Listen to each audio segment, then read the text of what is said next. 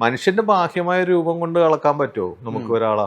അയാൾ എന്താണ്? അയാൾ സൗന്ദര്യമുണ്ട് അതുകൊണ്ട് നല്ലവരാണോ? സൗന്ദര്യമുള്ളവർ എത്ര പേര് വില്ലന്മാരുണ്ട്, ദുഷ്ടന്മാരുണ്ട്. സൗന്ദര്യം എന്ന് പറഞ്ഞാൽ ആപേക്ഷികമല്ലേ? അത് ഏത് നിമിഷവും നഷ്ടപ്പെടാം, എന്ത് ഒരു അപകടത്തിൽ നഷ്ടപ്പെടാം. പക്ഷെ നന്മ സൗന്ദര്യത്തിന്റെ പേരിലാണോ മഹാത്മാഗാന്ധിയും മദർ തെരേസയൊക്കെ അടയാളപ്പെടുത്തിയിട്ടുള്ളത്? അപ്പൊ സൗന്ദര്യം എന്ന് പറയുന്നത് ഒരു ബാഹ്യമായ പുറംകാഴ്ച മാത്രമാണ്. അതിലേക്ക് ഉപരി ഒരു വ്യക്തിത്വം, മനുഷ്യന്റെ സ്വഭാവം, നന്മ കൊണ്ട് ലോകം കീഴടക്കിയ ഒരു എന്തോരുണ്ട്.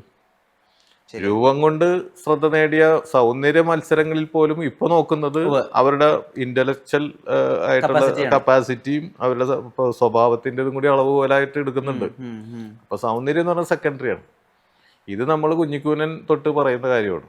പക്ഷെ ഈ തമാശയുടെ ഭാഗത്ത് നമ്മൾ അറിയാതെ പോലും ചില സാധനങ്ങൾ വന്നു പോയാൽ അത് ചിലവർക്ക് ഹർട്ട് ചെയ്യും. അപ്പോൾ ഇപ്പോൾ എഴുതുമ്പോൾ അതൊക്കെ സൂക്ഷിക്കണം. ഈ ബോഡി ഷെയ്മിങ്, പിന്നെ ദ്വയാർത്ഥ പ്രയോഗങ്ങൾ ഒക്കെ കുറേ കാര്യങ്ങൾ ശ്രദ്ധിക്കണം. നമ്മൾ അറിയാതെ പോലും വരാതെ, കാരണം ഒരു അവയർനെസ് വേണം ശരിക്കും പറഞ്ഞാൽ.